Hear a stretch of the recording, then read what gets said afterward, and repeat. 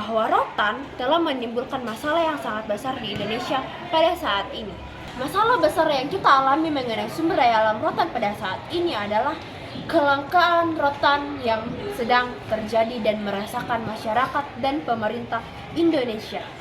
Mari kita simak lebih dalam permasalahan yang sedang terjadi ini.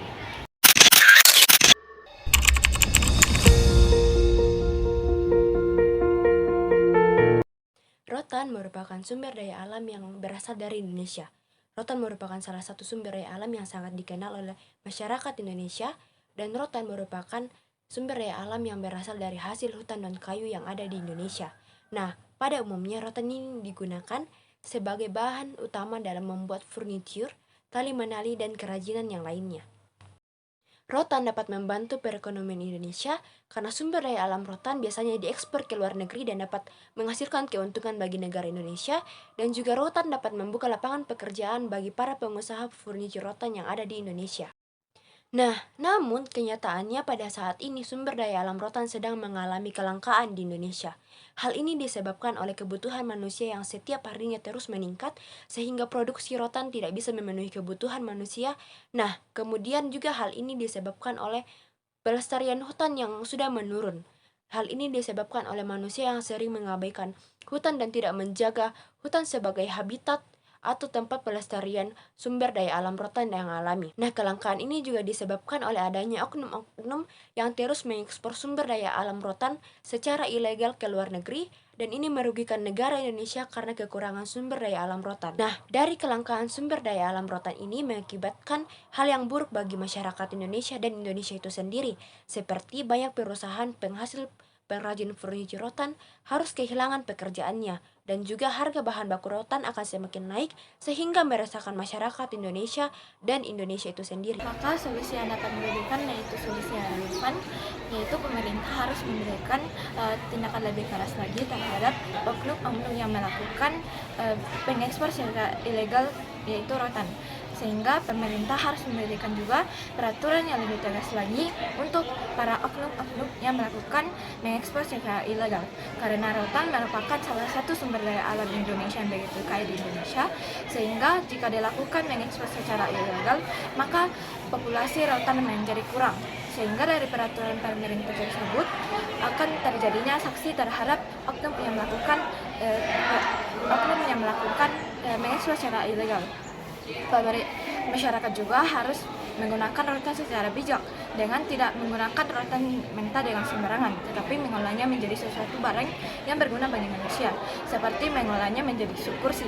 Kursi dapat membantu manusia dalam kehidupan sehari-hari, sehingga dari rotan tersebut membantu manusia dan juga menjadi suatu pekerjaan bagi manusia juga.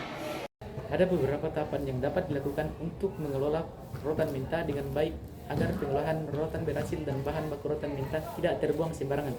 Tahapan yang pertama yaitu mengambil bahan baku rotan mentah dari kawasan hutan baik tropis maupun tropis. Pengambilan ini hanya memotong bagian yang dimanfaatkan, kemudian melakukan penyirtiran rotan yang dapat digunakan untuk memilih warna, tekstur, serta komposisi. Lalu yang ketiga, melakukan penggorengan menggunakan minyak kelapa yang dicampur dengan solar dan minyak tanah agar dapat melurutkan getah dan mengurangi air pada rotan. Selanjutnya, melakukan penggosokan dan pencucian dengan menggunakan serabut kelapa agar dapat membersihkan sisa kotoran terutama getah. Lalu melakukan pengeringan untuk mengurangi kadar air. Selanjutnya, melakukan pengupasan untuk menghilangkan kulit luar rotan. Lalu melakukan pengolesan yang dilakukan untuk memberikan cat pada batang rotan agar lebih mengkilat dan serasi. Lalu melakukan pengasapan agar warna pada rotan lebih merata dan mengkilap. Kemudian yang terakhir, melakukan pengawetan dengan cara memberikan cat kimia pada batang rotan agar lebih tahan lama dan tidak mudah rusak. Kemudian, pemerintah dan masyarakat dapat bekerjasama dengan baik dalam mengatasi masalah kelangkaan rotan yang ada di Indonesia dengan cara pemerintah dan masyarakat harus lebih memperhatikan pelestarian hutan yang ada di Indonesia yang menjadi tempat pelestarian rotan. Hal ini dilakukan dengan cara reboisasi. Nah, reboisasi ini merupakan penanaman kembali pohon-pohon di area hutan yang pernah mengalami kerusakan.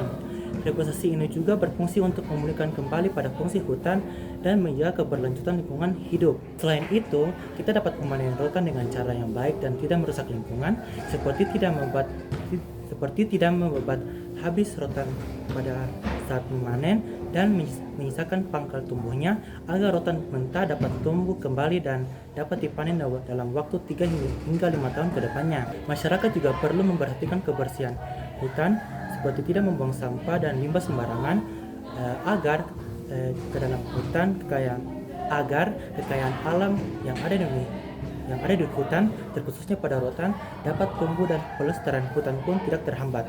Maka dari itu, jadilah masyarakat dan pemerintah yang menggunakan sumber daya alam rotan dengan baik dan bijaksana, serta bertanggung jawab agar sumber daya alam yang dimiliki oleh Indonesia dapat kita rawat dan dapat kita gunakan dengan sebaik-baiknya.